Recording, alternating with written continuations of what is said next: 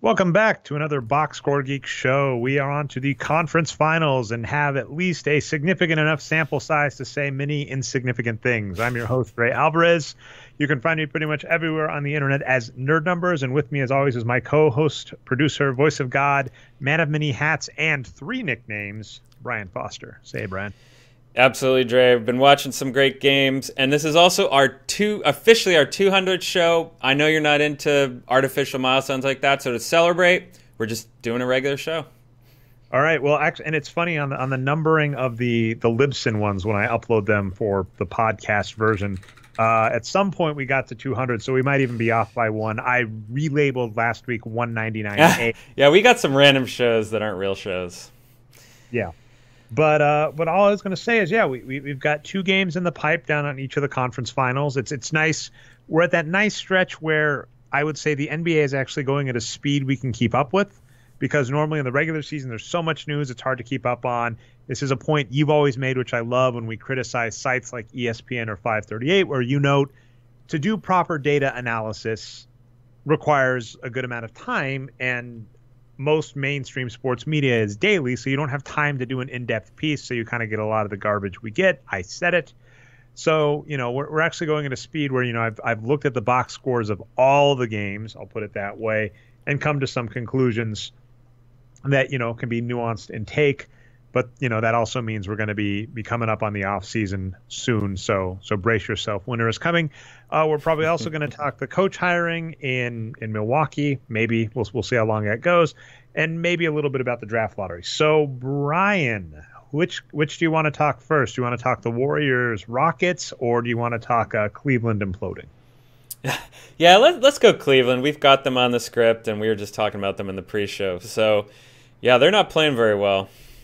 So I did want to give kind of just a general note that I've had recently, because I've kind of been looking over LeBron James' historical numbers a lot as a result of both this year and in past. And the note I'll give you is that LeBron James has not had a lot of support in his career. The players I was looking at, Brian, I was tweeting about Horace Grant. It's Horace Grant and Ben Wallace are 2 of my big buttons that you can find on Twitter. You'll find me just ranting about them. And my Horace Grant point is, it is unforgivable that his number is not retired in the Chicago Bulls arena. He was so amazing there. He was such a huge part of their first three-peat. He played there for 7 seasons and played great.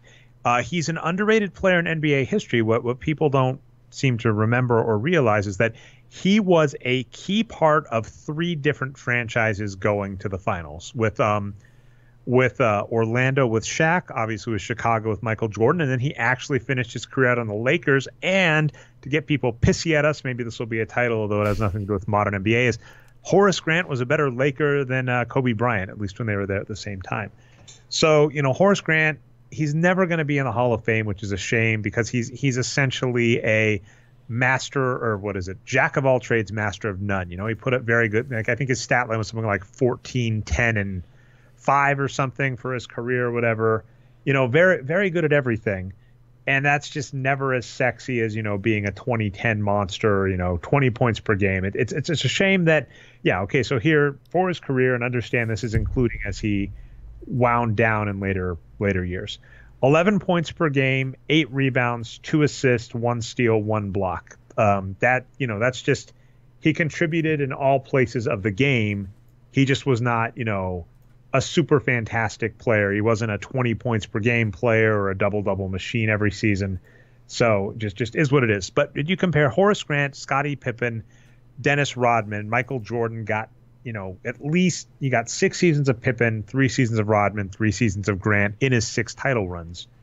That's huge support, whereas LeBron James really only got a season and a half of Dwayne Wade. Dwayne Wade is fantastic support, but LeBron James has been to 8 finals, and I'm telling you that he's only really had the caliber of player that Michael Jordan had for all 6 of his titles for, I would argue, a season and a half. And I'm not disparaging, say, Kyrie Irving or Kevin Love. Kevin Love is a great player, but has just not been healthy enough in Cleveland to be close to his prime. Kyrie Irving, we kind of put in the same category as Kobe, a great second-tier player, but not, top 10 in the NBA.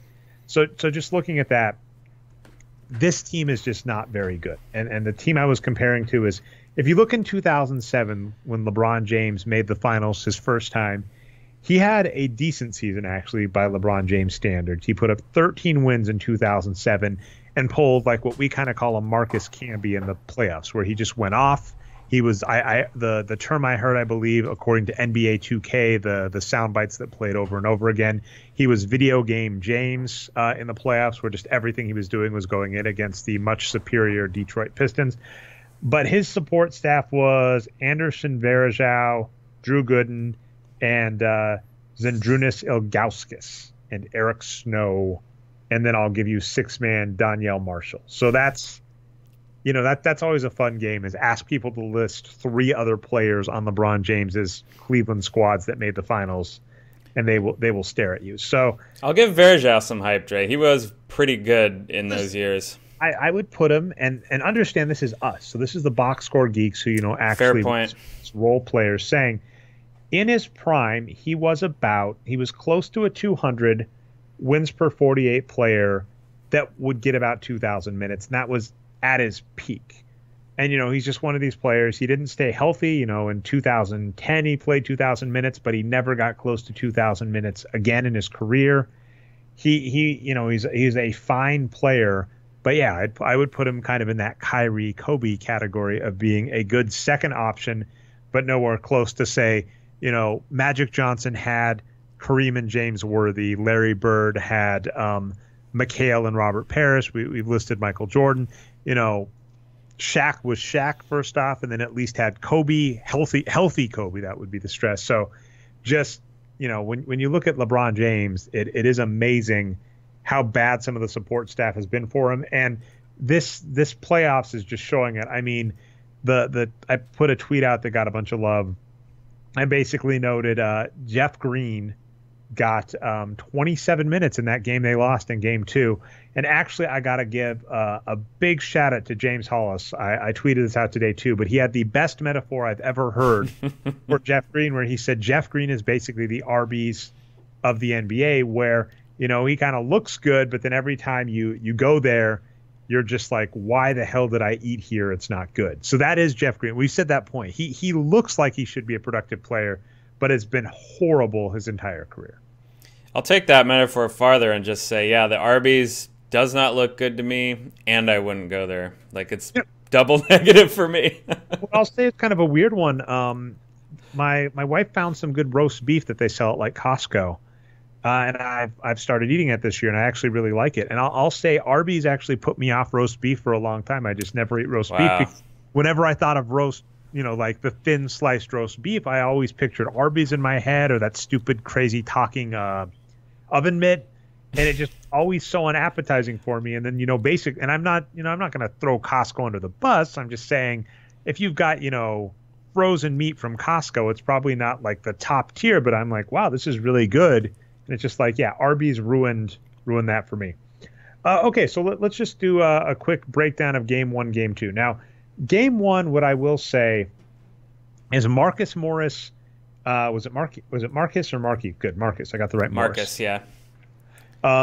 Came out swinging, said he's the LeBron stopper, and I'm not sure if that's true, but holy cow, LeBron James, Game 1, 31% field goal percentage, missed all of his three-point attempts, 15 points, 9 assists, 7 rebounds. Utterly horrible game by LeBron standards, but here's the rough part. Kevin Love, 5 for 14, 1 for 4 from 3. J.R. Smith, 2 for 9. George Hill actually had a decent 2 for 4, but then was like blank across the rest of the box score. No assists, no rebounds, only 1 personal foul. Kyle Korver, 1 for 5 from 3. The only kind of half-decent looking player was Tristan Thompson, who in 20 minutes put up 8 points, 11 rebounds. So that first game just did not look very good. But, just to stress this, I will give you 2 players on the Cavaliers this season, LeBron James and Kevin Love. The rest have basically been trash, kind of, except with the exclusion of like Larry Nance. But he's just not playing now. He's riding the pine. He only got 4 minutes, and again, I keep bringing up Art Rondeau a lot because he's just got a lot of fascinating insights into kind of what I would call that aspect of coaching that isn't the analytics side. It's not the play the right players or these things matter. It's like when you're thinking about players, how you should kind of focus on getting their mindset in the right way to play. And a subject Art's brought up to me multiple times is the idea of regular shifts for players and how important that can be for performance. Because if a player doesn't know when they're playing or is randomly benched or is randomly put in, they're scared they're going to get pulled for playing bad, or they don't know when they're going to be in. It's harder for them to mentally prepare. Whereas if you know, okay, well, I'm going to play the first 8 minutes of the first quarter. I'm going to play from minute 4 to minute 12 of the second quarter. I'm going to start the third quarter, right? You can kind of know it and prepare ahead of time. I've kind of noticed this happen to a lot of players we really love that look great, and then they go to a team and just, get benched indefinitely or just get really sporadic schedules. Their performance seems to drop. But my kind of weird theory on that is, since they don't know when they're going in, they don't really know how to mentally prepare, and they can even have a kind of a chip on their shoulder, or sometimes, play stupid. It's like if you're only going to get a 5-minute shift, your thinking turns from how do I play my best during those 5 minutes into how can I get to maximize the number of shots so that I can get a better contract. So that happened. Do have to throw this out. The playoffs rookie of the year, Jason Tatum, though, holy cow, keeping it up. 16 points on 67.3% true shooting, 6 rebounds, 3 assists, 2 steals, a block. I cannot believe Arturo on Twitter, American Numbers, if you don't follow him, threw this out too. He really hated the Jaylen Brown signing. And we weren't a fan of the Jason Tatum maneuver. Kind of. We were a fan of what they did. So if for those that don't remember, what happened is the Celtics won the number 1 pick in the draft, which everybody was convinced was going to go to Markelle Fultz. And we were like, dear God, please don't pick Markelle Fultz. He is essentially a good scorer in college. Everybody in college is supposed to be good. We don't necessarily think his game is going to translate to the NBA, and Lonzo Ball is much better. That was our thinking. But what they did wisely is they traded down to number 3, and I believe I do kind of want to just look that up just for my own edification to remember what it turned into. But they traded down, which is a maneuver we think should happen more in the draft. We really think that it makes more sense for teams if you get a top 3 pick via tanking to flip that pick into a lower pick and future picks and possibly even a veteran. It's funny, Dre, just to interrupt real fast. In the NFL, for some reason, trading down is considered to be a smart move, right? You get more picks, you get more players, and generally teams that trade up are thought to be overpaying in a lot of those situations. But the NBA is just behind that still. They're just still locked into that, I hate to call it the Sam Hinkie mindset because I think he's smart in a lot of ways. But I'm talking about, right? The whole, we just need to get 1 star and nothing else matters. So, yeah, trading down should be considered better in the NBA. In the NBA, you're not allowed. I know Ty Willingham has talked about this in regards to Dirk Nowitzki. So if you look at kind of the official transaction point for Dirk Nowitzki, he was drafted by the Bucks and then traded to the Mavericks. Yep. The reality, though, is they had a handshake deal ahead of the draft, which basically said, you get our draft pick, we get your draft pick. So you tell us who to select, we tell you who to select. And what makes it weird is it was like binding, like they couldn't back out at the last second, but it doesn't show up officially. So I think, in the NFL, you're allowed to officially trade down or trade up. And I wonder if that has some impact. But yeah, in the NBA, I think it's the combination of the fact that top players like Ben Simmons, like LeBron James, do matter that much. So they do know that there is a player that good in the draft, but it's really hard to find them. So I think teams are just more averse to saying, if I pass on this player and someone else gets him, I might look silly. And we've kind of right. That's the case a lot of times in what dictates front office behavior. It's not smart analytics thinking. It's, I don't want to look foolish because I want to keep my job. But so sorry. And Jason Tatum, what Jason Tatum ended up turning into, what Markelle Fultz turned into was the number 3 pick in last year's draft, which they drafted Jason Tatum with, and the number 10 pick in the upcoming draft, which was from LA via Phoenix or something. So, I'm amazed that basically Boston has 2 draft picks that turned out great that we didn't like. Although the same note I'll throw back is, let that be a lesson to any, all the people so confident in draft models. Rookies are really hard to predict. Young players are hard to predict. And the key is, in the NBA, with how they set up their pay structures, it is not really possible to overpay a player on a rookie contract deal. So it's not a big deal. So there is no such thing as a draft bust, because as long as the team is willing to get out of the deal if it's bad. So essentially, if the Minnesota Timberwolves had said, holy cow, Andrew Wiggins sucks, we're going to it would be smarter just let him walk out the door. I hear a lot of people, in the mainstream NBA verse and on Twitter, they'll say lines like, well, they don't want to let him walk for nothing. Sunk cost fallacy. It's fallacy, 100%. And then also what I'll say is I always get annoyed by the 4-0 when 4-0 is a full NBA season. My example that I always bring up is Andre Iguodala to the Nuggets. We got involved in a trade between Orlando and Philadelphia, and somehow we wound up with the best player in the trade, which is Andre Iguodala. He helped the Nuggets to a franchise setting, I think it was 57 or 59 wins. We were the top seed in the draft before. We might talk this a little bit more about the Warriors and small ball. But, the Nuggets got a franchise number of wins before getting upset in the playoffs, and then Andre Iguodala walked, and everybody's like, well, you just signed him for nothing. You gave him all this. It's like, no, that season mattered. Those wins mattered. They got fans in the building. They got, in theory, they got a playoff games and a better playoff seed. It's always baffling we can't let them walk for nothing line for either star players on expiring deals or bad players that you've invested a lot of time and effort into. In the NBA, yeah, you can let them walk, and it's either not for nothing if they're a star and you play them, or it's just for the betterment of the team. By simply letting go of Andrew Wiggins, you free up those minutes, you free up those shots, you free up that money. And it's remarkable that people don't view those things as assets like they should. But so just saying, Boston, we were really critical of their draft picks. We were like, Jason Tatum, what the hell? Jaylen Brown, what the hell? How dare you not trade Terry Rozier for DeMarcus Cousins? You really need to upgrade. And those three guys have been playing great in the playoffs for them and really leveled it up. And I think the key point is the Celtics really don't have a star, at least not in the top 10 in the NBA kind of view.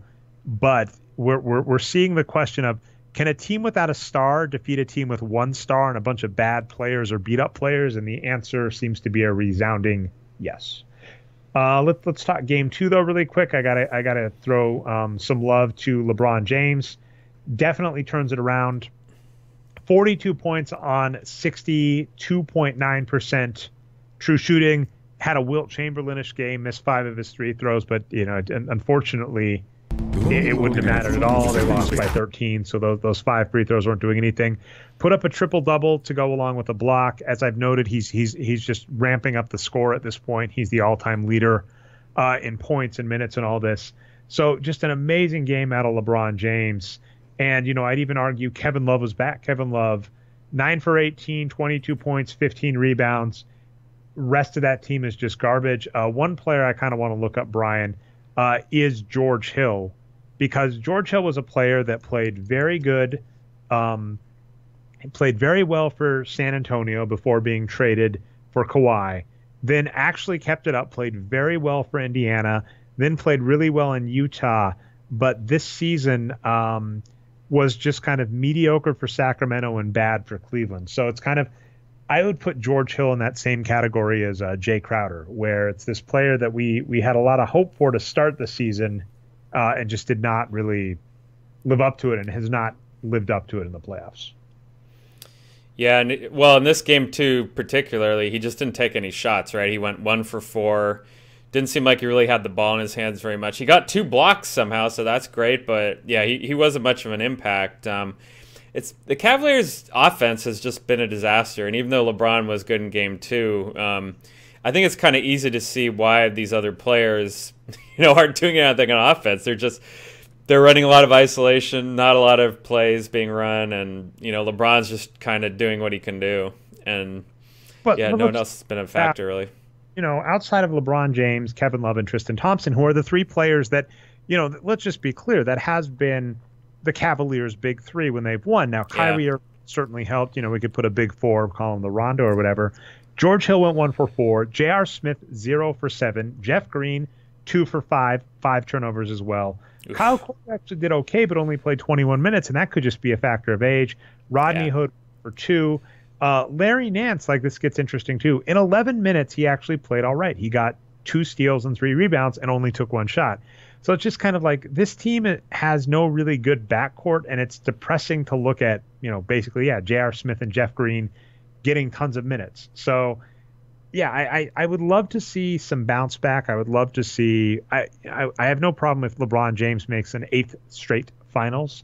And, it did seem like they at least did okay. Al Horford played worse than normal, but put up a bunch of rebounds. Jason Tatum actually had a reasonably bad game, but it's just kind of like if the other team has an actual starting lineup of good players and you don't, it's much harder. Although one thing I'll note, and this I can't buy it biting them in the finals, because no matter who comes out of the West, nobody out of the East is even close, at least on paper.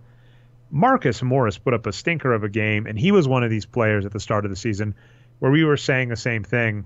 And I might use Marcus Morris to transition us to the Rockets unless you have anything else to add. Yep. Marcus Morris played a horrible game. It's just, Marcus Morris's assignment in this series isn't to be a good player. It's, can you be better than Jeff Green? And it turns out many, many players can be better than Jeff Green. One thing I'll say about Marcus Morris is he did have a nice meme where he was sitting on the ground yelling at someone on the Cavs, maybe Tristan Thompson, I can't remember. So good job for that. But any Celtics fans thinking they're going to depend on Marcus Morris in this series or a theoretical, finals, don't hold your breath. I would not be happy with him getting this many minutes. I want him on the team. Again, I don't think Andrew created this rule by any means, but the Andrew Sutton no bad players rule is what I call it. I just don't want a bad player on a decent contract on my squad. I don't want Marcus Morris on my team. And the player I'll transition to is, he reminds me of Eric Bledsoe.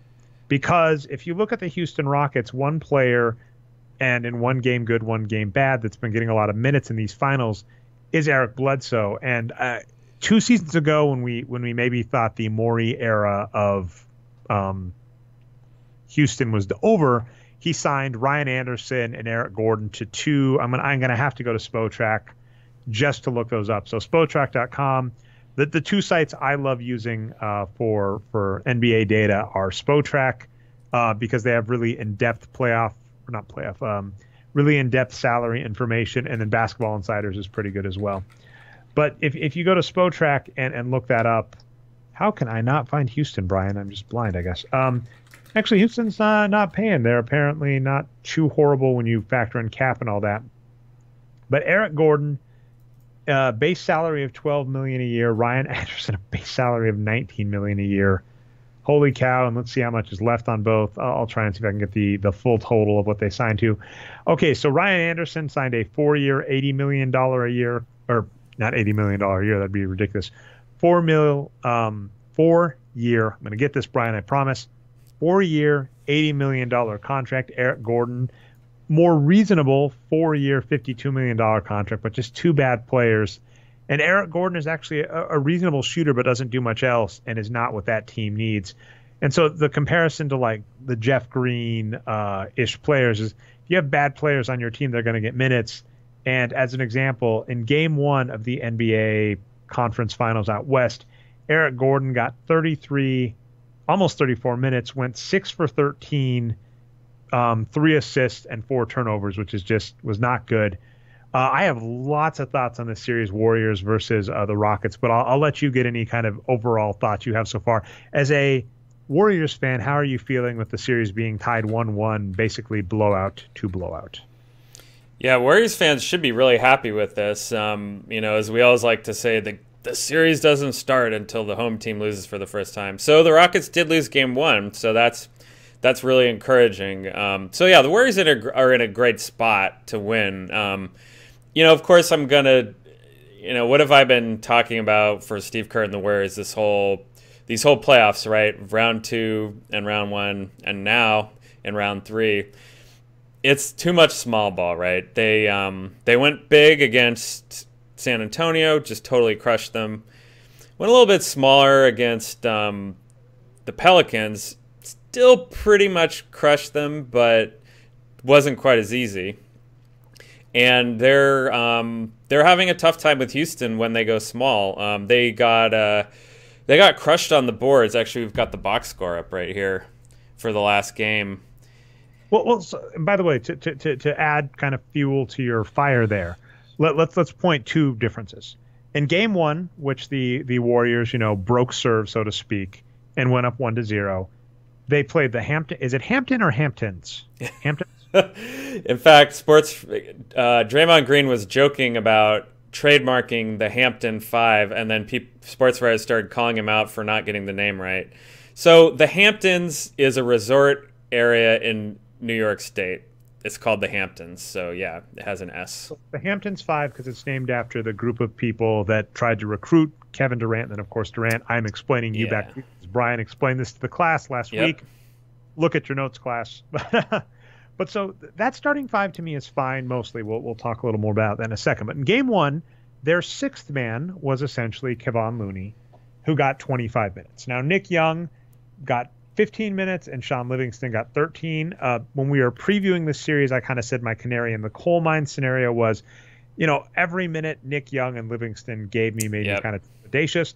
That being said, this was a game that they won by 13, that they were up 10 going into the fourth. Nick Young actually shot okay. If I look at Popcorn Machine, I probably see it towards the end. So I'm okay with that. But in game two, what happens?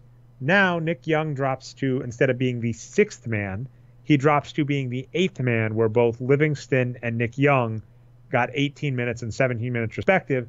And Sean Livingston shot okay. He shot 2 for 3 with a rebound and 2 assists. Nick Young shot 2 for 6, shot pretty terrible. And then to your point, there was a plus 11 for the Rockets rebounding discrepancy. They out-rebounded them 47-36. So it's kind of like, I think if the Warriors, if Kevon Looney or, Jordan Bell, I've got some questions there that we can talk more in a minute. If Kevon Looney or Jordan Bell are the players that's taking that sixth man spot, they're in a fine spot. That's the 6 players you want playing. If it's not that, they're in trouble. So, that is funny. Where game 1 to game 2, it is game 1, Looney is the 6th man. Doesn't really do much on offense in terms of scoring. He only takes 1 shot, but he pulls down 4 boards, gets a steal, probably helps box out some. Game 2, though, he, only plays 11 minutes or whatever, or 17 minutes, and they end up losing. So hopefully the Warriors, they look at game tape, because apparently they're big on game tape. They see, hey, Kevon Looney belongs in the game.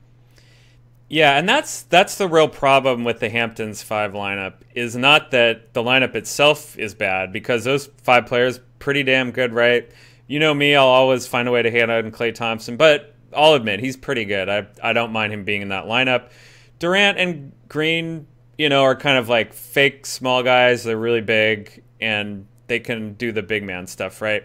However, the problem with that lineup is their roster and their rotations, right? So if they start those players and then they bring, small guys off the bench, they have to bring bad small players, right? Like Nick Young and Sean Livingston. Instead, if they were starting a bigger lineup, JaVale McGee, for instance, has just been totally benched despite playing well, then they can bring in better small players off the bench like Iguodala. So that's really what it is. When their Hampton's 5 lineup has to play all these minutes, for some reason it forces them into playing bad smalls, and then they get out rebounded. So it's a subtle point and a little bit complicated. And Steve Kerr could just choose to bring big men off the bench for whatever reason, and he just doesn't. So, yeah. I would have no problem if, to your point, they either swapped out. The easiest for kind of diplomacy would probably be Iguodala. But if not Iguodala, you could definitely take Klay, put one of them on the bench, and start Kevon Looney. There are 2 interesting points that I read this week. And so let's talk the first. I tweeted about the first one, which is people are asking if Klay Thompson is going to take, a salary cut to stay on the Warriors. I think it was phrased sensationally, but I think I know the trick they're probably doing, which is something like, would Klay Thompson leave $86 million on the table to re-sign with the Warriors? To explain kind of the trick that most people do is usually if a team has your bird rights, they're allowed to sign you for like 1 more year than other people are. And so the question, and so what usually happens is if you give like a discount, you usually leave a year on the table, whereas another team might just come in and offer you, 4 years, whereas he might only get offered 3 or whatever. So that they usually include that fourth year as part of that giant number, and the NBA salary cap is going up. So there's probably like a $30 million year that is just getting left off to make that number look a little more sensational. But that being said, I find that idea utterly ludicrous, the idea of Klay Thompson leaving money on the table to kind of sacrifice for the squad. I don't really have a subtle way to tie it in with any of the playoff stuff we've been talking. From our perspective, for the Warriors, it's kind of a sunk cost fallacy where it would be fine for them to just probably let Klay walk, and maybe if they've got in theory a smart analytics squad, just find an underrated player. I mean, as an example, Will Barton is allegedly free this upcoming season.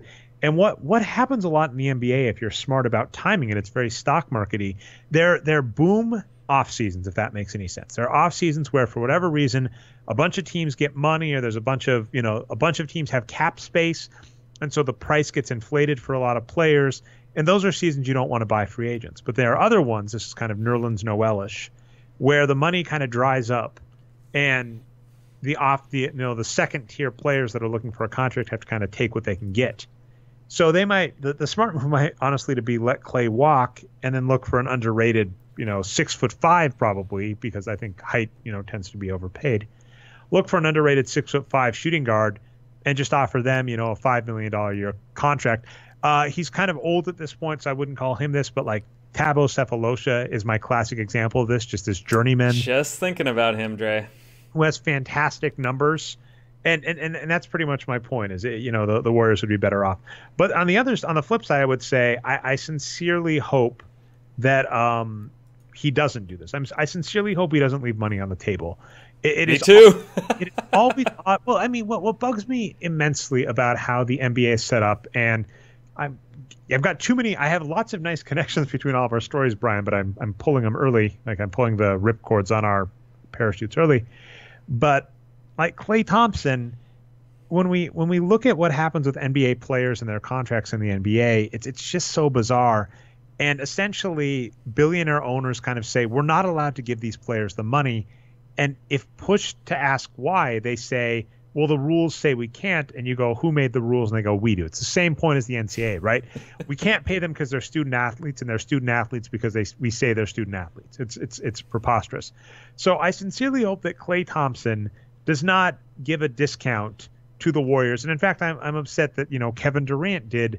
Maybe. I would argue Kevin Durant probably knew for his brand being in California and winning a title probably meant more to his long-term earning potential than 1 or 2 years at, I think, somewhere between $4 and $8 million.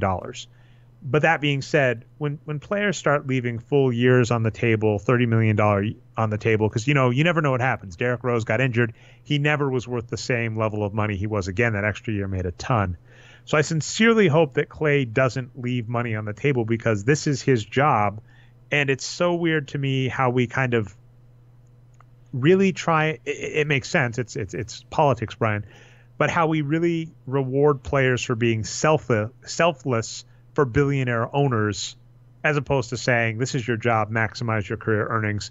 And then what would have made more sense to start with, Brian, is Jordan Bell, because we're saying who we'd prefer to have playing, and, Jordan Bell maybe over Klay.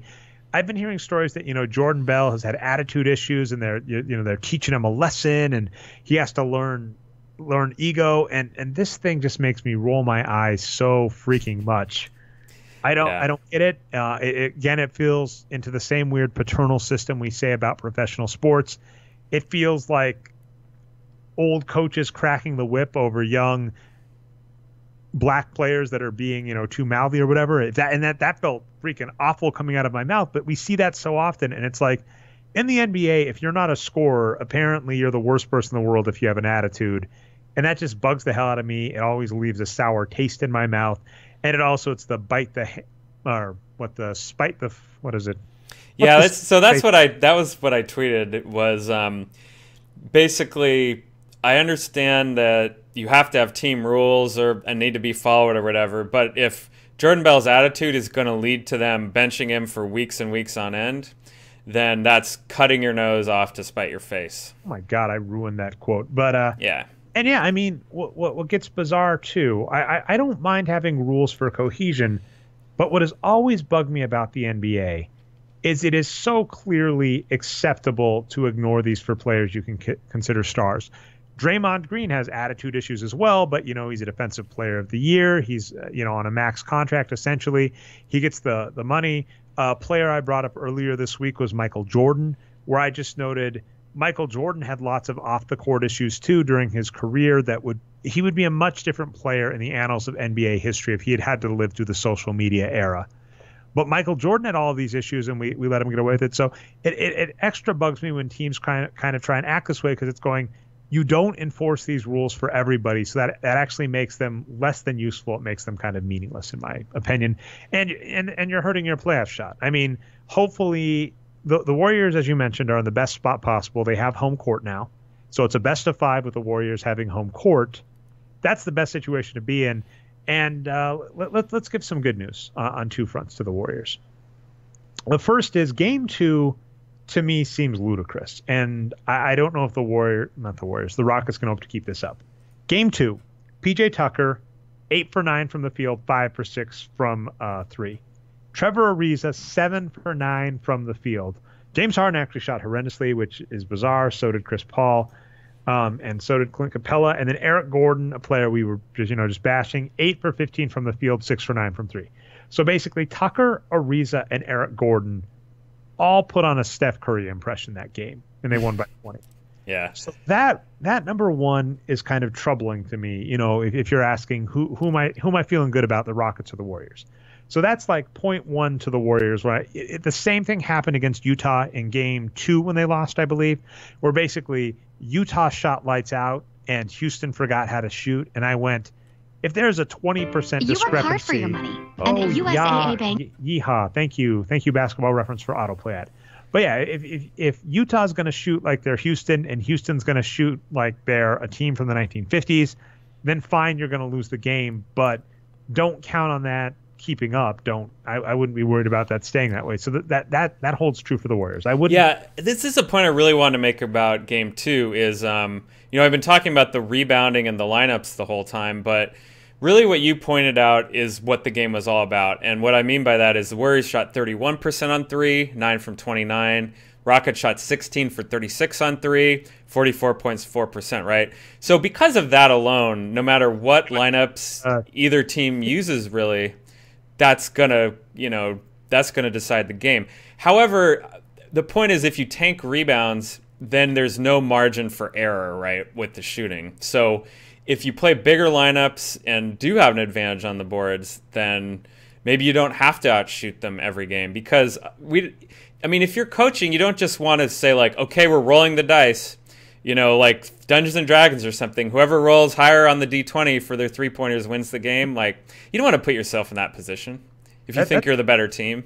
I love that metaphor. And yeah, I mean, it's very footballish, right? Where in football, as I understand it, and I don't understand football very well, as anybody who listens to this they can probably tell, when you have a play, usually you have either several options you're going for, or a primary option but then a backup, right? I'm going to throw to this guy. If that guy's not open, I'm going to go to this guy. If that guy's not open, I'm going to give the ball to this. If that doesn't happen, I'm going to run like hell, and I love watching quarterbacks run. So yeah, to your point in basketball, saying we think that Steph Curry, Draymond Green, Klay Thompson, and Kevin Durant can outshoot them, which normally that's a fantastic plan. If that's it, and you go, okay, well, what happens if Steph Curry's having an off night and Ariza and Tucker are just going off? You just go, well, we lose. So I agree with your point. It's we always kind of get confused by teams that don't try and maximize all of the different bins of productivity. I think exactly. And it gets more frustrating when the team has the tools. So certainly, if Golden State didn't have the bigs, we could understand them not playing them. But honestly, David West, Kevon Looney, heck, even JaVale McGee and Zaza are all quite good. Give them a few more minutes as opposed to the other guys. Yeah, just take Nick Young and Livingston's minutes, give them to those big guys. Done. That's my plan. Well, last point though. So this was especially troubling in Game 1 for the Rockets. In Game 1, Klay Thompson played 42 minutes. Kevin Durant played 40 minutes. Draymond Green played 37 minutes. Steph Curry, who's been rehabbing an injury, played 35 minutes. But those are like their top 4 kind of younger veteran guys. So that's huge. However, on the Rockets, Chris Paul only played 38 minutes. James Harden only played 35. Admittedly, Trevor Ariza got into foul trouble, but Trevor Ariza only played 23 minutes, and Clint Capella only played 30 minutes. So this is kind of the Arturo shortened bench note about the playoffs, where in the playoffs usually teams play their starters more minutes. And that's key, which is to say in the playoffs you actually need to match that because typically your bench is not as good as the opponent. And that's the key. No matter how good of a bench you think you've constructed, and Eric Gordon, Luke Mbah-a-Moute, Gerald Green, Nene Hilario, and Ryan Anderson, I don't know what I want to say about that. No matter how good of a bench you think you've constructed, they are not going to compete with the Hamptons 5. I'm sorry. Yeah. No matter how good of team construction you've done, if you look at the Spurs of old where they constructed pretty good benches, they're pretty much a 45-win team out east. Love a 45 team out east. They can make the playoffs. Hell, on the right year, they can maybe even make the finals. But they're not competing with the starting 5 of the Warriors. So that was kind of really troubling for me about Game 1 is, Mike D'Antoni has kind of notoriously been known as playing a really short rotation, but his starters didn't play a lot of minutes. And, they got blown out by the Warriors. And, I wouldn't even doubt if the real difference in that production, those 13 points, 10 minutes of the starting players on each team versus each other, that's easily enough, in my opinion, to kind of make up 10 points. So here's what makes this series incredibly hard to predict. I'm going to list the third thing, which is actually in the Rockets' favor. Steph Curry has not looked good. Yeah. He in Game 1, he took 15 shots, and he got 8 for 15, which would sound good, but he went 1 for 5 from 3. He only got 18 points on 15 shots. This is a guy, Curry can get like 45 points on 15 shots in the right circumstance. He did not look good in Game 1, but they won, so you're like, okay. Game 2, 7 for 19, 1 for 8 from 3. Looked absolutely horrendous. And this was something we kind of said about the Warriors' playoff shots and the Warriors' future shots, is it really all came down to Steph Curry, and that's why I hate a lot of predictions where I just kind of said, really to know how the Warriors are going to be this season and in future seasons has a lot to do with Curry. It really is a question of how Curry looks the rest of the series, and he has not looked good the first 2 games. That being said, by the way, James Harden hasn't looked that hot these playoffs. He started Game 1 hot in the Utah series and in this series, but had a horrendous shooting light last night. So the reason this series gets really hard to predict is here's what we got going for us, Brian. We got, who the hell is Mike D'Antoni going to play? Is he going to actually play his starters good minutes to win? It's hard to tell in Game 2 because it was a blowout, so that was the minutes they were going to get. But Game 1, he didn't play his starters enough. Is he going to keep doing that? Same token, is Steve Kerr going to keep playing? Is he going to play big or small? When he played big, it was successful. When he played small, it wasn't. What's he going to do? Is Steph Curry healthy? Is James Harden, is he in the right headspace? So this is a really hard series to predict because there are lots of moving pieces. This is my kind of in general prediction problem, even in the playoffs, going, we don't freaking know. We're trying to pin down too many moving parts to guess. I'm just kind of excited. What I'm rooting for. I've said I'm rooting for the Rockets, which is still true, but I am also rooting for a long series. I would prefer a 6 or series, and we will see if the Rockets can get back edge, if they can get back serve. Yeah, well, I think a long series is likely here.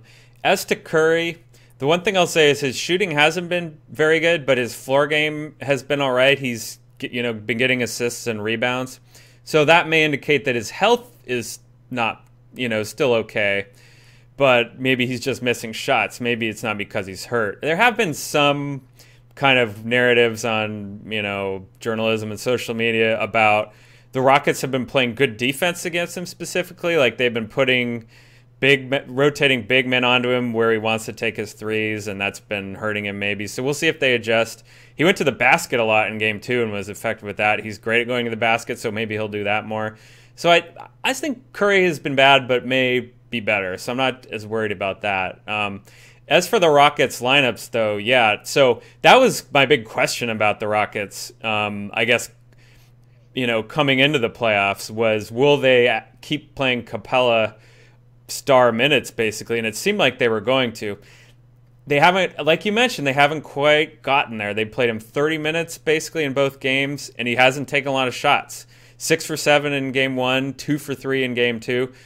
And he's been getting a lot of rebounds and all kinds of other stuff. So he's been really good, but they just haven't been using him quite as much as they should.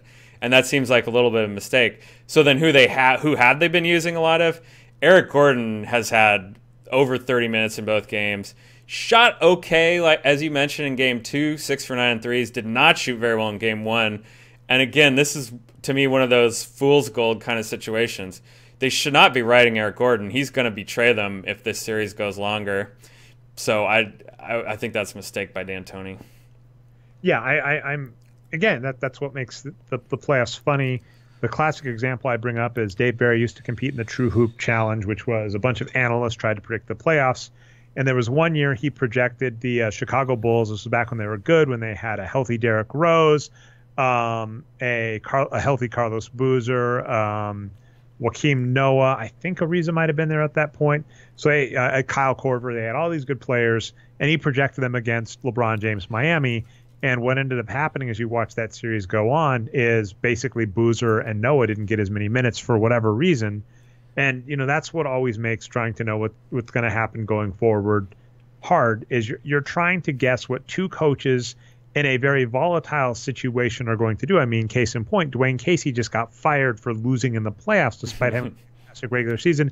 I think, in that, we always quote Michael Lewis's, not Michael Lewis, Billy Beane, who Michael Lewis wrote about in Moneyball, where he said, my shit don't work in the playoffs.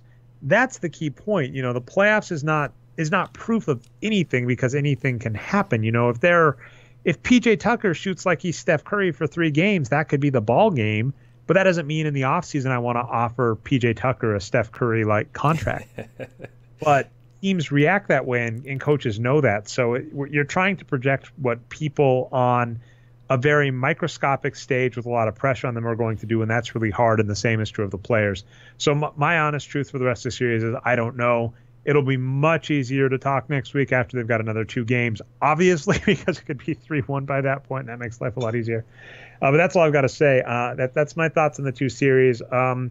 Last kind of funny note, when we're talking kind of weird trends, and 2 trends to look at in the playoffs. The first I mentioned to you last week was the Warriors, if they don't win a title, just always seem to acquire a finals MVP from one of their slain foes. It was Andre Iguodala from the Nuggets when they didn't win a title. It was Kevin Durant from the Thunder when they didn't win a title. And maybe next year it'll be maybe next year or in 2 years it'll be Anthony Davis if they don't win a title this season. But the other trend has been when LeBron James's team underperform in the playoffs and are upset, I'll put in quotes, by Boston, LeBron James leaves to go to a contender the next year. I really hope LeBron James just goes to Philly next season. I will say, just as a sad note, to just make sure I keep reiterating this point, if you are a fan of Philadelphia and you are happy with how they're doing this season, you should actually be mad, because I argue they are underperforming what Hinkie could have done had he been able to keep going. We disagreed with Hinkie's plan for the very reason of what happened. It took them 4 years before they even managed to acquire the assets to get going. It took them like 5 years before they got going in the playoffs. It's going to, obviously take them at least 6 years before they can even make the finals. That was our complaint. We were like, we never are okay leaving that many years of non-playoff basketball on the court when there are good players to be had, when you can kind of build a star. And even this year was luck. Ben Simmons put up the greatest rookie season on a relevant NBA team since Tim Duncan. There have been other good players, like as mentioned, like Chris Paul, Andre Drummond are examples, Karl-Anthony Towns. But these were players that, it didn't matter how good they played. The rest of the team was too horrible for it to matter. So this is, the greatest rookie season on a player when it mattered since Tim Duncan. That's the only reason they got this far. So, they're even by our estimations a year or 2 ahead of schedule because of how good Ben Simmons played. But that being said, that's the point. We just said, we're not okay waiting this long. The front office, though, was. They clearly signed off. They clearly knew that Hinkie was going to tank. It's not like you can tank for 3 seasons and the front office go, what the hell is going on, right? They clearly knew that was the plan. So the fact that they ousted him and then brought in the Colangelos, who have done much worse than Hinkie would have done. There's no way Hinkie would have turned a number 3 pick, like a number 3 pick in a future top. They were hoping for top 5, so actually they kind of lucked out maybe in that it was a number 10 pick, but they were hoping for a future better pick. There is no way Hinkie ever turns 2 picks into Markelle Fultz. That never happened. So this team could have been better this season than they were had Hinkie still been in control. So what if they just taken Tatum? Yeah, well, I don't know if they would have. I would love to see. Right. Astronauts numbers aren't public anymore. I know Arturo's numbers didn't like him, but but yeah, to that point, it's like it's a funny one with the 76ers to go. You shouldn't actually be happy they're underperforming, and that's always what makes us curmudgeonly. Is we'll look at a good team and go, this team isn't playing as well as they could be. They're the Rockets are wasting a roster spot on Eric Gordon. The Celtics are wasting a roster spot on Marcus Morris. The Warriors are playing too small. So that's just our MO. But I would just like to throw that out there. And yeah, basically, I would like to see LeBron James on Philly. And it would make me sad if they won a title that way for Hinkie. But still, to the point, I think that's kind of the best scenario for the NBA as well, where I think keeping at least a powerhouse out east is huge. And while I really like Boston, one thing that I keep seeing is everybody getting hyped that Kyrie and Gordon Hayward will be back next season. And I just got 2 words for you on that, and that's Derrick Rose. Anytime a player misses an entire season or has a season-ending injury, the expectation that they are going to come back and be fine is really up in the air, and we have no idea. So I would love to see at least one more good team out east, and I think LeBron James to Philly could be that team. Although we might be counting our chickens before they hatch, because the trend that I was going to note is LeBron James either goes to the finals or Boston defeats LeBron James and goes to the finals, and that has been the case every series so far in the 2010s. We'll still have to see. Regardless, obviously, one of them happens. It's either going to be Boston or LeBron in the finals, but we'll see which one happens. And I hope LeBron doesn't go back to Cleveland. I hate that franchise. I hate the owner. Well, so I would like to see some more super teams form in the offseason. They probably will. And, yeah, it'd be great for LeBron to go there or to the Lakers or whatever. But I think another scenario is he just tries to buy the Cavaliers from Gilbert. Like, Gilbert is obviously a clown, but LeBron loves Cleveland, and maybe he'll try to buy the team. We'll see. Well, yeah, can't do it when he's a player, so he's still got some time. Can they change the rules? I mean, I think... Oh, interesting. That would be fascinating. Because other players, I think, would want to do that too. I think the league should go in that direction. Oh, by the way, I have a weird not outside, but an interesting theory. So LeBron James put up one of the best seasons of his career this last season, arguably the best season of his career. And he did it as a 33-year-old. And while it's possible, I'm hoping above board. I think LeBron James is smart enough where even if he's having iffy medical procedures, they're all things that are both legal and okay according to the CBA. That's like an important note about like the steroid scandal in baseball, and even like the quiz show scandal back in the 50s or 60s when a bunch of game shows were revealed to be rigged. What was funny is what they were doing wasn't illegal; it was just kind of against the rules. And against their own rules, right? Yeah. So it's kind of like if LeBron James, it's discovered, is doing something that I don't think he's going to be discovered doing anything that breaks the NBA or any U.S. laws. But it is possible, Kobe Bryant was going to Germany to get experimental procedures to keep his legs up. I would not be shocked if LeBron James is doing the same. Here's what I was going to say. I'm wondering if LeBron James is kind of keeping his head up as much as he is and playing as well, is if he has a goal in mind. And I'm wondering if his goal is to take down Kareem Abdul-Jabbar's all-time scoring record. And I thought this was one of those records that I thought was kind of untouchable. Obviously, even like the 100-point game, Wilt Chamberlain game, probably will never be touched. That's a really hard one. But it's certainly within the realm of possibility, especially as like 3-ball becomes more prolific. It's entirely possible some player just makes 33 threes in a game at some point in the near future, which would be hilarious. But just to put this in perspective, I don't want to go to career. I almost looked for the all-time leader in career free throw percentage, Brian. Actually, I'm curious about that. I want to see it now. Kareem Abdul-Jabbar has the all-time record in points scored at 38,387 points in the NBA. LeBron James currently sits at 31,038. He is one of only 7 people in the 30,000 points club. And here's another just bizarre bit of trivia. Dirk Nowitzki announced he's coming back. LeBron James is going to pass Dirk Nowitzki on the all-time scoring list before Dirk Nowitzki retires, which is remarkable. And that's not to denigrate Dirk Nowitzki. That's just to say both the amazingness of Dirk's longevity and LeBron James' amazingness. But so LeBron James is basically 7,500 points back from passing Kareem Abdul-Jabbar, which is like 3 to 4 seasons at current pace, probably more realistically 5 to 6 if he stays healthy. Just as a note, this season LeBron James had a record of 10-point games, a streak that I think he passed Michael Jordan on. I forget exactly. I'll need to look it up.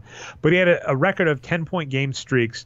And in the last game of the season, which really didn't matter, LeBron James played just long enough to get 10 points, so he could both say he played all 82 games this season, and he kept that streak going. LeBron James is a player that is cognizant of his place on record books, etc. And we've noticed this too, like with Donovan Mitchell liking a tweet where I was bashing him about being Rookie of the Year. Players are very much aware of their stats and their place in accolades. So I've kind of started wondering if LeBron James has a very real goal in mind to pass Kareem Abdul-Jabbar. And we've heard, things like he puts $1 million of work into his body and he just keeps this going. And I think that could be a good thing. If that's a motivating factor for him to keep going, I would love to see it, because I think LeBron James knows it's unlikely he will ever pass Michael Jordan's title record of 6 finals MVPs, basically. And the very real reason we were already talking this year, Brian, where you were saying you don't know if the Warriors have the way you phrased it, which I feel is correct, but still kind of interesting, is with the core they have now, 0 is probably the right number of finals to bet they win. Yeah, if you have to bet 0, 1, 2, 3, or whatever, 0 is, I think, the most favorite out of all those. I would say 1 now that they've got home court this season, but before this series, obviously that I would have probably have agreed with you. And that's not to denigrate this team. This team is a championship caliber squad, but even if you're the favorite in all the series, we've done this kind of back of the napkin math. Yeah. Even if you're like an 80-20, 80-20, 70-30, 70-30 favorite, you're still like a coin flip to win each year. Anything can happen. So I think LeBron James knows the odds of me winning 3 more titles is just hard. It's going to be hard. But I think LeBron James knows he could end his career at 39,000, 40,000 points all time. He's got the playoff numbers all wrapped up, and I think he's gunning for it. I think it's very clear that he is aware of stats like that, and so that's just kind of my theory on both his motivation and stuff. And I think that's a good thing, and I hope it happens. I don't know what the bet numbers on such a thing happening are, but it would be fun to see. Yeah, and the remarkable thing about LeBron, so it's like, wow, how do you pass Kareem, when he played well, like into his 40s, basically? But that's the amazing thing about LeBron is, so famously, like you like to say, him and Durant weren't very good their rookie years, but he was only 18 then. So really, if you're looking at 04-05, his second year, I guess he was 19 then, maybe 20, but that's when he's like, okay, now he's a superstar. So it's almost like he had a full prime before he even hit his actual prime at 25 years old, right? From 19 to 24 or whatever. That's amazing. You can almost look at like 2 different Brocado primes that he had for being so good so young. And then to your point, obviously, if Kareem had just come into the league as a high schooler, clearly that record's never getting touched, but that's a loophole that's going to let it. And by the way, just a random tangent on tangent. I'm glad that they're kind of starting to fix this. But dear God, the NBA, the Naismith Hall of Fame just had a real hatred of the ABA, which is freaking baffling. And the reason I say that is I was looking over the NBA and ABA leaders, and the all-time points leader in the ABA was a player by the name of Louis Dampier, I think. And his nickname was Little Louis, I guess.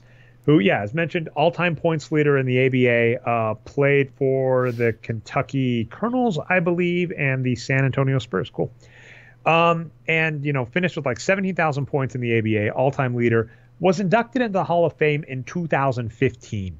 So, like, there are some amazing greats in the ABA that took 20-plus years to get into the NBA, or the Naismith Hall of Fame. That's something Chris Ye wisely called me out on once when I was saying Ralph Sampson didn't belong in the Hall of Fame. He's like, Well, it's the Naismith Hall of Fame, and he was an amazing college player, so that's probably true. Yeah. It's this weird. I'm glad they're starting to fix it, but I've got a series of articles to write, but the Naismith Hall of Fame is garbage in a lot of ways, in my opinion. Garbage.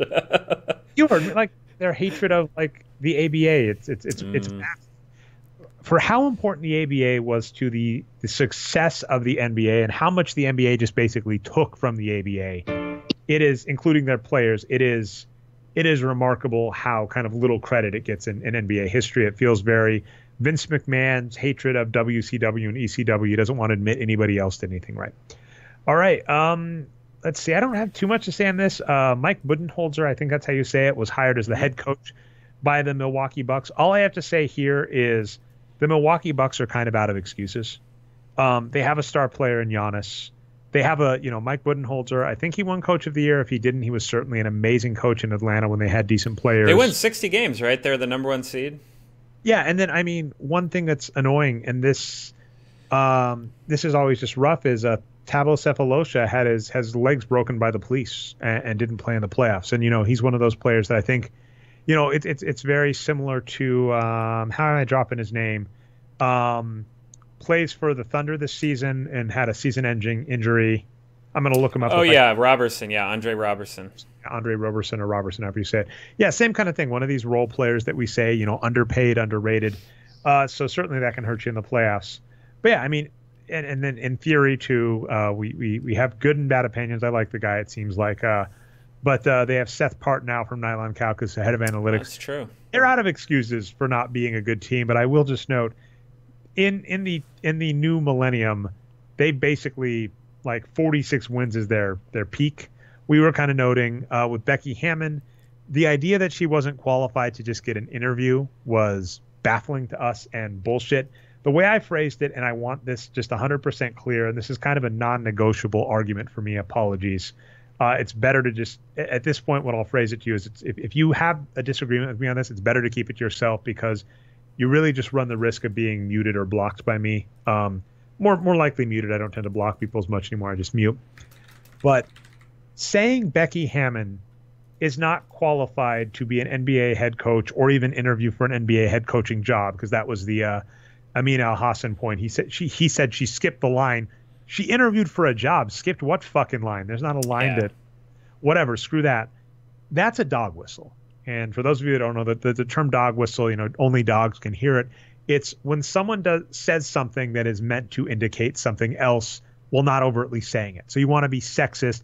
More often, dog whistles are racist. You want to be ist, right, of some court. You want to say, I hate minorities. You want to say, I hate women. You can't just come out and say it. So like a common dog whistle in politics, which is kind of sad, honestly, is welfare. Welfare is usually used as a dog whistle to signify black people. However, one of the funny, and by funny I mean not funny at all, parts of this is one of the biggest recipients of welfare are veterans.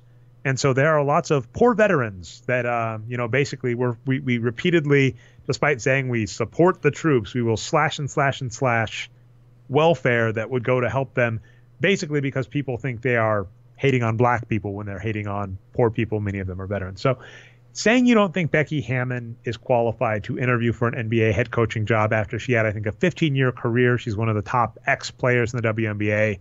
I still need to look up her wins produced numbers to see how she stacks up. She's had a assistant coaching job on one of the best squads in the NBA for 4 years now, something like that. To say that's not qualified to even just get a look in the door is ridiculous. And I'm sorry, even if it's implicit, so it might just, examine yourself, check yourself. There's probably a little to, if not a lot of sexism involved if you have that sentiment. And that's kind of, as I mentioned, the only real out I can give people, including Al Hassan, is maybe it's one of those things you need to examine about yourself to realize you have this hidden blind spot. But I'm kind of rolling my eyes at that statement too. I don't quite buy that as much. And that's my take on the matter. I certainly hope she gets a job somewhere. And, at this point, maybe she gets to take over the Spurs, because I don't think Pop is going to last too much longer.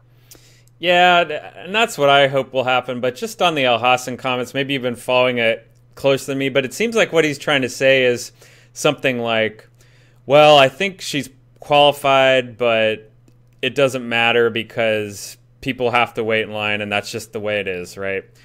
And the problem there is, well, why say that's just the way it is? Why not say, well, that's bogus? You know, that's where he kind of falls short. It's just saying, that's just the way it is. You know, you don't have to say that. There's that, and then there's also just, you know, what I always love.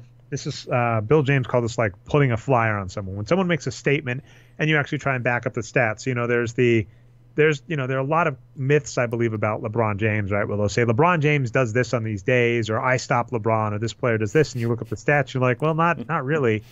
And so to the point when he said that, I believe some of the articles just pointed out, they're like, what about Jason Kidd and Luke Walton? Like, you know, we have NBA. There's so many examples. Yeah, it wasn't even hard. So that's what always gets funny is when someone's like, that's just the way it is, I'm just saying, and you just go, well, I can he's just wrong. Several counterexamples without even thinking hard. And like a good example, not even a good example, it just lets me talk about the playoffs a little more to get us back on track, maybe, Brian.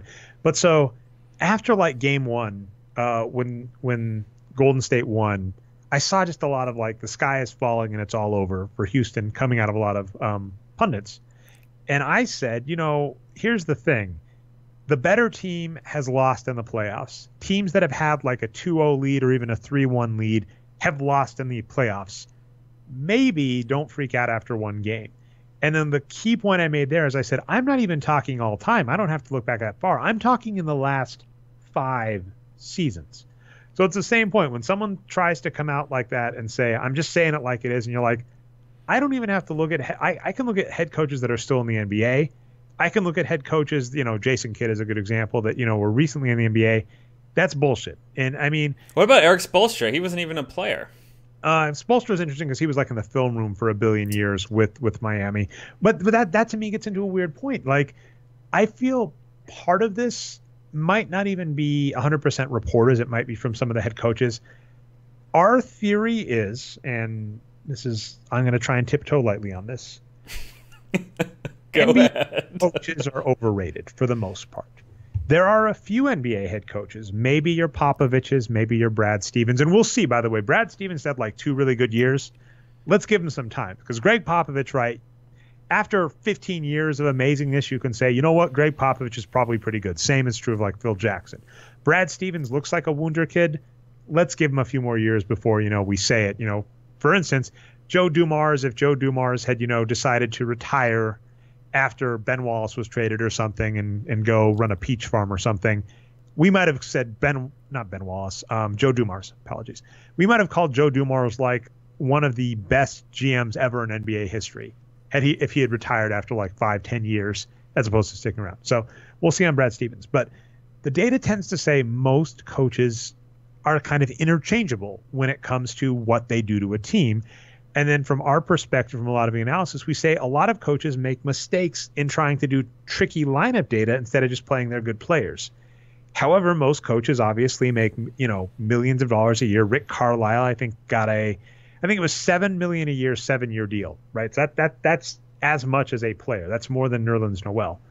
So I think there is this, you know, from coaches themselves to hold up what we do is very valuable. What we do, you couldn't replace. Same is true of like the NCAA, right? The school's going, you need us, right? These players don't have value. We have the value. So I think there's a very real kind of pearl clutchingness of both the media, many of them who want to be coaches, and coaches to say what we do is valuable. So how dare these people think they can just, you know, how dare anybody think they can be a coach? And I'm just going to say, like, the idea that Becky Hammon, who had a 15-year career and multiple years as an, you know, as assistant coach, hasn't picked up what's required to be an NBA coach. I'm sorry, I can't buy that it's that complicated, right? You know, doctors have had less training than that and are allowed, you know, perform surgery.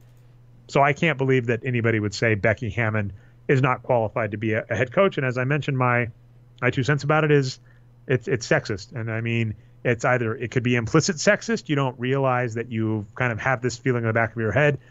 But we have many, many examples of the exact same scenario happening. And there's just one very interesting variable that's different that's not hard to identify. So good luck to her. Like I said, here's hoping maybe she gets to take over the Spurs in a few years.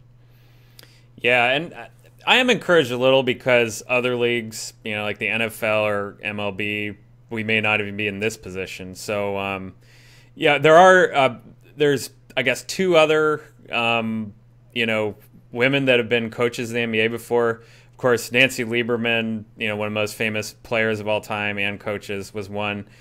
And then, of course, friend of the show, Jenny Busek, is another with Sacramento Kings right now. So, I mean, the NBA's got a ways to go, but they're doing better. So that's a little bit encouraging. And, of course, the big development on this front this week is the Pau Gasol article on playerstribune.com. So if you haven't checked out that article for some reason and you're on the fence on Becky Hammon, read what Pau Gasol has to say. Yeah, and that was too. Yeah, we didn't get to talk it last week. We put it to the end of the show. We talked the playoffs, but it's much easier. Well, it was good. The Pau Gasol article was not up yet last week, so now we have it. All right. Let's see. I don't think. Okay, the draft lottery. I think I was talking to you about this pre-show, Brian, and I'll throw out my 10,000-foot viewpoint, and then you can say whatever you have, and we can move on. That'll be the show, basically. I've kind of noted that the draft lottery, if you take a 10,000-foot view of it, is just fucked up. It's a fucked up aspect of professional sports, especially in the NBA and NFL, where when you have the draft combine and you have, the worst example I've heard is, comparing it to slave auctions. At bare minimum, they're basically just kind of the visuals, right? The way it looks and goes down. Yeah, they've got their shirts off. You're measuring them, all that. At bare minimum, they're getting measured like an animal. They don't get agency over where they play, right? The teams get to decide. You have to jump through hoops, right? That's the whole, even after the draft combine, you got to go work out for teams to prove your fit. And we've noted, just how for us, if after college you told us, okay, you've got to go get,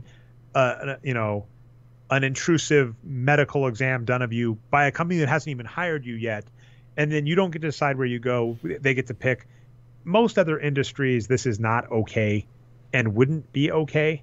And it's okay in sports just because it's, exactly what you were just saying earlier. It's always been that way. And so it's always kind of rubbed us the wrong way. And we're not really big fans of it. And so that's kind of the interesting part about the draft from our perspective. It's a hard part to be a sports fan where you just go, I don't like this. And by the way, this is another tangent on tangent, Brian. But one thing that bugs me about the NCAA and the draft is this. People will compare it to slavery. And I know some of you right now listening, this is in the back of your head. So I want to call this out right now and say, stop it. People going, how dare you compare it to slavery? It wasn't that, slavery was so much worse. I forget who. I'm feeling really bad. I saw an article, I think last week, where a mother of a Duke player compared it to slavery and said, the system's very much up. It reminded me of slavery. And the author at Yahoo responded and said, her misguided comments on the NCAA system, still had some truth in them. And so what I was like, yeah, normally when I think something is true, I don't call it misguided. I hate the freaking response to comparing the NCAA to slavery, which, by the way, the South Park guys did. It's a hilarious episode. Go watch South Park. So obviously when two rich white guys from Colorado who are Republican did it, didn't get as much stigma. I think they're technically libertarian, but yeah, same difference. Yeah, libertarian. I mean, I can't get down that rabbit hole right now. Anyway. Yeah. But I agree with you. In the off season, when we become a political talk show, we can, Brian. But I'm just saying, I hate the response of slavery was worse, so how dare you compare some of the messed up aspects to this, to things that are similar in slavery. I hate that. So stop it. Please stop it. But yeah, that's just kind of our, I hate to be a Debbie Downer on it, but that's kind of our thoughts in the draft lottery. And I've kind of found that where it's hard for me to get psyched up about it for that reason. And the second reason is the same thing we've said. As we noted, we thought Jaylen Brown and Jason Tatum were bad pickups, and they're currently beating one of the best players in the NBA and the NBA playoffs. So it's like nobody knows, and the teams that get the top draft picks probably aren't going to be good. I don't believe that Phoenix, Sacramento, who are the four, is like Dallas. Oh, who moved into the top three? Think of the top five because it was Phoenix. Oh, it was Phoenix, Atlanta. Memphis got fourth. Memphis was fourth. They're the ones who fell out.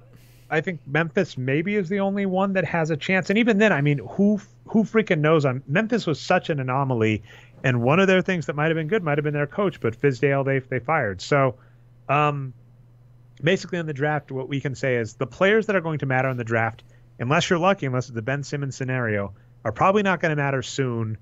and teams are going to overhype it. So yeah, I'm going to be Debbie Downer. Everything about the draft is stupid. Brian, I'll let you. Dre, can I have an early shout out and shout you out for your your distracted boyfriend meme tweet about the draft today? Oh yeah. So yeah, but the visuals don't work too well on this show maybe, but yeah, check out Dre's Twitter feed for a great meme. Yeah, and I've done 2 distracted boyfriend memes this week, and the first one I did got much more love than the draft one, but maybe no one cares about the draft. So yeah, anything else to end on the draft with, then, Brian? No, I mean not too much on the draft. It's just I guess as far as your slavery comments, I guess I'll try to be precise and go to the Taylor Branch assessment. We were talking about Robert Tractor Trailer earlier, Dre. He got traded for Dirk Nowitzki. No, Taylor Branch, the historian who he called the NCAA our cartel, and he said it's basically like an indentured servitude situation. So if you don't want to go all the way to slavery, maybe it's more precise to say indentured servitude. Either way, it's really bad. Why defend it? Yes, thank you. It's really bad. Why defend it? We've said it before too. It's like when 2 things are bad, when Trump is bad and his opponent does bad things too, we don't have to start trading off and seeing like who wins who's worst race. We can just say they're both terrible. Can we stop accepting this? Right. So I can anticipate, Dre. I can anticipate a right-wing response to what you said. Is like, it's not a slave auction. Think about all the white players and other races of players that have to go through this as well. Therefore, it's not racist. Well, why should they have to go through it either? Why not just say all players of all races should not have to go through this, Yeah. And then that point, okay, I'll let this be the capper. But then in terms of that point, too, is just another maybe learning moment, maybe, if we haven't already lost you, which I suspect we have at this point if we haven't.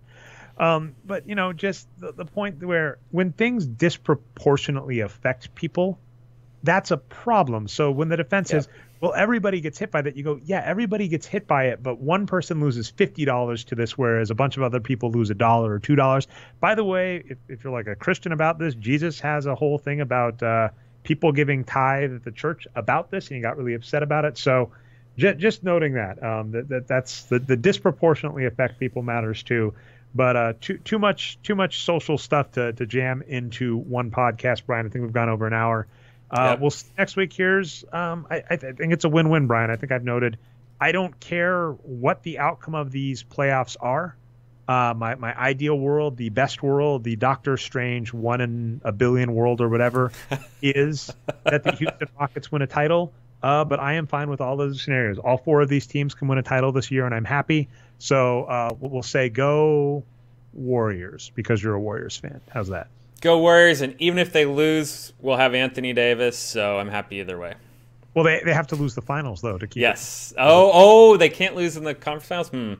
I think you're technically right. Well, it was just not win a finals, because remember, they didn't make it all the way to the finals when they got Iguodala. So we'll see. Yeah, that's a fun question, Brian. What do you actually? We'll end that with this question. What do you take? And I'll put this as a Twitter poll at some point this week, Brian. And that'll be the end of the show. What will you take? You don't win a title this year, but you get Anthony Davis, or you get Anthony Davis, but you don't win a title this year. Me personally, I take the title over anything. Looking into the future is just way too far to do. I take the title over anything. I think I've changed your mind because I think in the past we had a similar discussion about Durant. So anyway, that's been our show. If you found us not through the website, you can find our tools and analysis at boxscoregeeks.com. You can find us on iTunes and Stitcher, the Boxscore Geeks Show. Subscribe up, it helps us out. We go live every week, twitch.tv/nerd numbers. It's the only thing we got set, Brian, is 9:30 p.m. Eastern Standard Time. We don't know day of the week because it really varies around the playoff schedule at this point. In the offseason, maybe we'll have a regular day. You can find me on Twitter as Nerd Numbers. You can find Brian on Twitter as Boxscore Geeks. Brian. Boxscore Brian. How's that? And if you want to catch recaps of the show, you can find them on YouTube as Channel Nerd Numbers. Thanks so much. We'll see you next week. And if your team doesn't win, order a cookie.